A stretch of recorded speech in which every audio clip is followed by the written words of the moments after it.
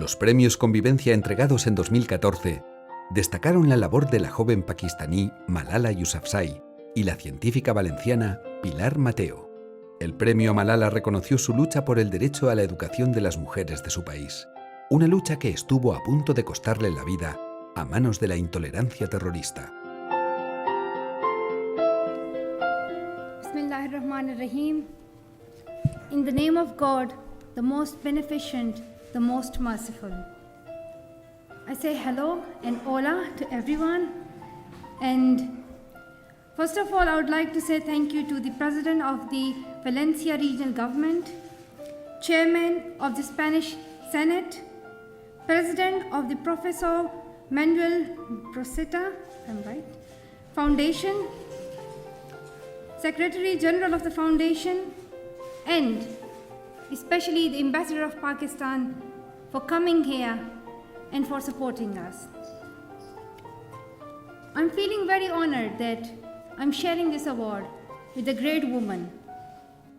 I may mispronounce her name, Miss Pilar, but the work she's doing is great. I'm totally inspired of her because the way she's struggling and the way she is trying to help poor people is amazing. And I think that this is the message that we should give to every person, because I got inspired of her, and I'm sure that millions of girls will get inspired of her, and we will learn something from her, because it also shows that women can take part in science subjects and they can play a good role in this world of science, because in many countries women are considered not to be part of scientific worlds and not to be part of politics and big jobs.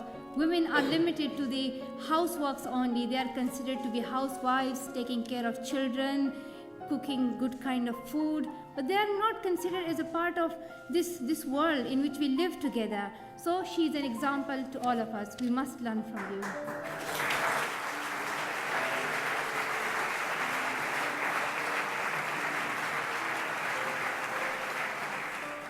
And I'm very thankful to you for supporting me in my cause of education, because you might not know that there are 57 million children who are out of school, who cannot get their education.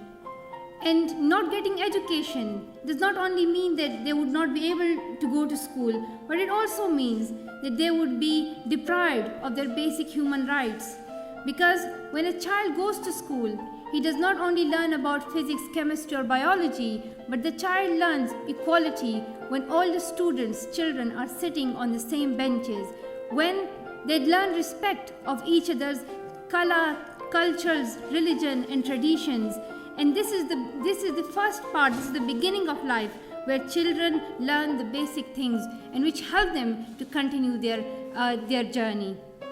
When I was living in Swat, I was going to school in 2007. I did not realize that why is education so much important. But then some terrorists came to our area and they stopped girls from going to school. They blasted more than 400 schools in Swat. They banned women from going to the markets.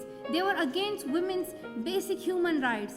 And at that time, I realized that there is a power in education, and especially for women, that helps them to go forward in their life. And that's why the terrorists are hating education and they are not letting women to go to school. And at that time, we decided that we will speak for our rights, because we have two choices: either to remain silent or die, or to speak up for our rights and then die. And we choose the second one, because it's necessary that you raise your voices and you never remain silent, and you speak for those people who are suffering from violence. And I do remember the time when women were flogged, when people were slaughtered in the squares, when girls could not go to school, and they were wondering, like, how can they imagine a life without education? I myself was astonished that I'm not going to school.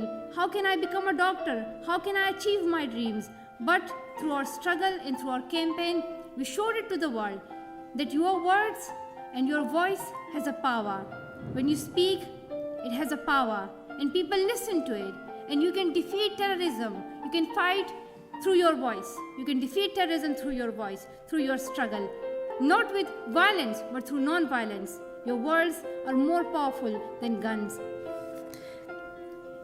believe that to fight terrorism or to fight inequality, to fight injustice, we need to be one family. This whole world needs to be a family.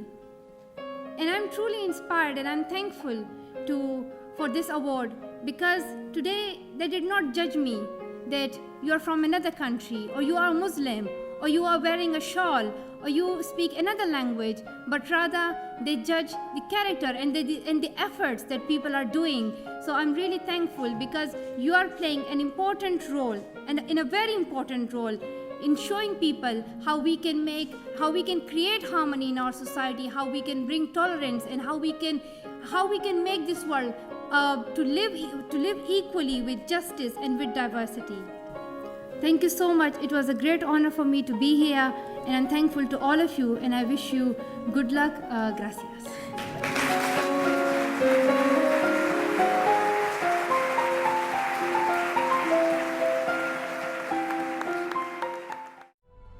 Meses después, Malala Yousafzai recibió el Premio Nobel de la Paz 2014.